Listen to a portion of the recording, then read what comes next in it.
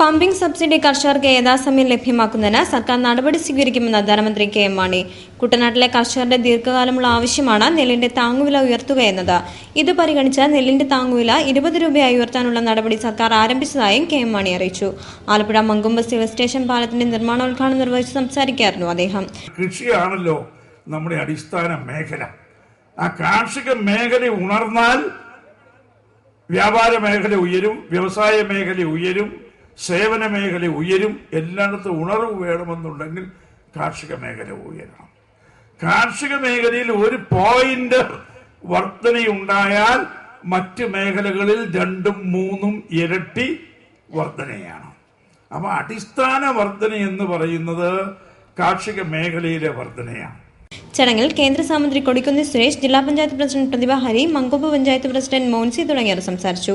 UDF സർക്കാരിന്റെ 1000 കർമ്മദിന പൂർത്തീകരണ ആഘോഷങ്ങളുടെ ഭാഗമായാണ് പരിപാടി സംഘടിപ്പിച്ചത്.